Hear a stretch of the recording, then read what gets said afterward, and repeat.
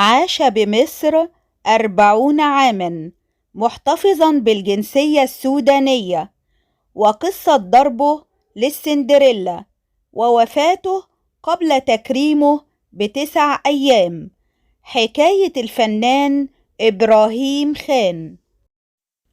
يعد الفنان إبراهيم خان من أهم النجوم السودانيين في مصر، وهو صاحب موهبة مميزة وحضور خاص على الشاشة.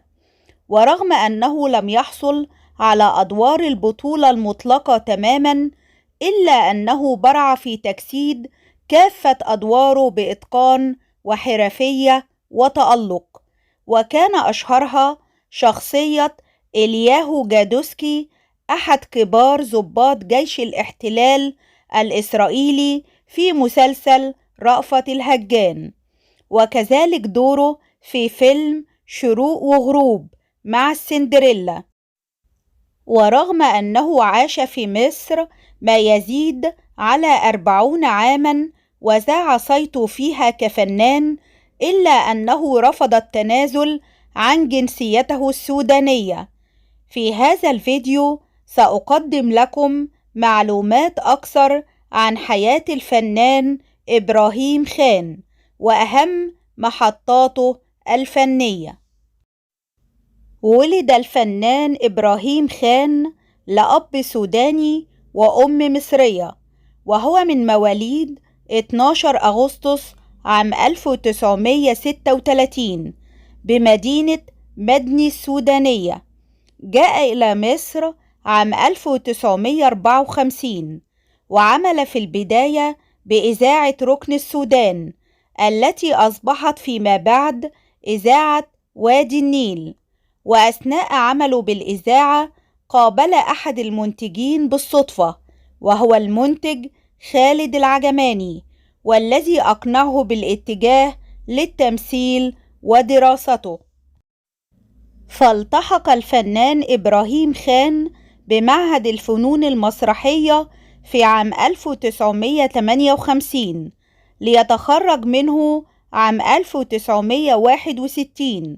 وخلال فترة دراسته الأكاديمية شارك في أدوار صغيرة بعدة أعمال سينمائية، فكانت أول أعماله فيلم القلب له أحكام عام 1956، لتتوالى بعدها أعماله ما بين السينما والتلفزيون والمسرح.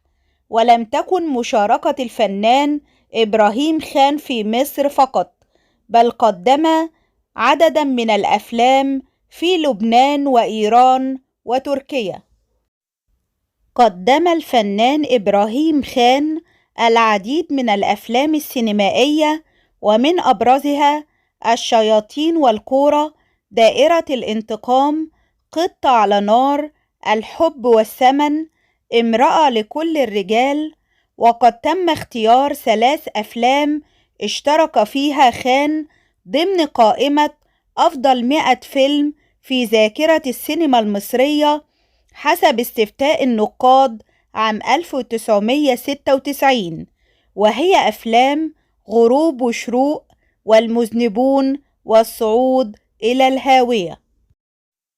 وكان آخر مشاركاته السينمائية عام 1992 في فيلم شياطين الشرطة مع آثار الحكيم وسماح أنور، ليتفرغ بعد ذلك للدراما.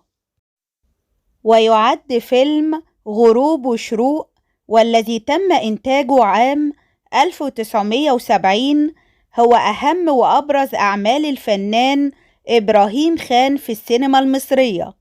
وحكى خان كواليس المشهد الذي لا ينسى في الفيلم، حيث أنه خلال الأحداث يكتشف خيانة زوجته التي قامت بدورها السندريلا، الأمر الذي جعله يعتدي عليها بالضرب. وقال الفنان الراحل خلال لقاء نادر له مع الفنان سمير صبري أنه خلال التصوير صفع السندريلا على وجهها بشكل لطيف، فاعترض المخرج على ضربه بأنه غير مقنع، لكنه تردد في أن يزيد الضرب قوة، ولكنه تفاجأ بموقف سعاد حسني التي طلبت منه الحديث على انفراد، وطلبت منه أن يضربها بقوة كما يطلب المخرج. وعلى حد وصف خان قالت سعاد له: اضربني يا إبراهيم، مش انت بتعمل أفلام أكشن، اضربني وما يهمكش.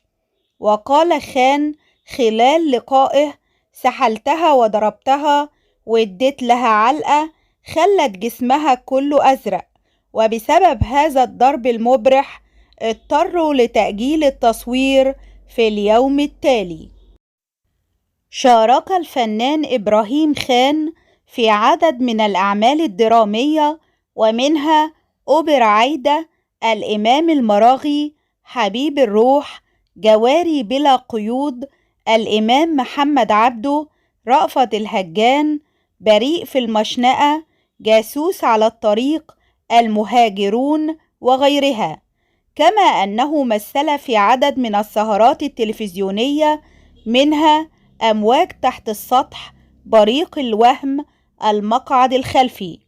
وكان آخر أعماله على الشاشة مسلسل التخطيط الحلزوني مع محمد الصاوي، والمخبر الخاص مع محيي إسماعيل. أما على خشبة المسرح فكان للفنان إبراهيم خان بعض المشاركات، ومنها مسرحية الجريء والمليونير، أجمل لقاء في العالم، كالناس في جاردن سيتي. وكان آخر مسرحياته عام 1985 مع فريد شوقي والمنتصر بالله وأبو بكر عزت، وهي مسرحية بداية ونهاية. تزوج الفنان إبراهيم خان من الفنانة سهير رمزي، وعاش معها عاما كاملا، ثم انفصل دون أسباب واضحة. وبعد سنوات طويلة ظل فيها عازبا، تزوج مرة أخرى من خارج الوسط الفني بسيدة تدعى سالي، وأنجب منها ابنته الوحيدة رحمة، واستمر الزواج حتى وفاته. وفضل الفنان إبراهيم خان أن تكون حياته الخاصة بعيدة عن الأضواء، ولم يسمح للإعلام باقتحامها. وكان أقرب أصدقائه من الوسط الفني الفنان عمر الحريري ورشدي أباظة وفريد شوقي ويوسف شعبان. رحل الفنان إبراهيم خان عن عالمنا في 9 يناير عام 2007 بعد صراع مع تليف الكبد والرئتين عن عمر يناهز 70 عاما، حيث قد سقط على الأرض أثناء تأديته لمشهد في مسلسل أمير الشرق، لينقل على الفور إلى مستشفى الشروق في القاهرة. وشيعت الجنازة في هدوء تام وبحضور عدد قليل من الفنانين، وذلك من مسجد السيدة نفيسة. ولم يكن بصحبته في أيام مرضه الأخيرة سوى زوجته سالي وابنته الوحيدة منها رحمة، والتي كانت تبلغ من العمر 4 سنوات. ويذكر أنه كان من المقرر أن يتسلم الفنان إبراهيم خان جائزة تكريمه في 18 يناير، أي بعد 9 أيام من رحيله، وذلك من خلال فعاليات مهرجان سوداني ساوند المقام بالخرطوم، وهو المهرجان الذي تنظمه إحدى شركات الإنتاج الفني، وكانت قد اختارته في ذلك العام كضيف شرف ليتم تكريمه بما يليق بتاريخه الفني الطويل.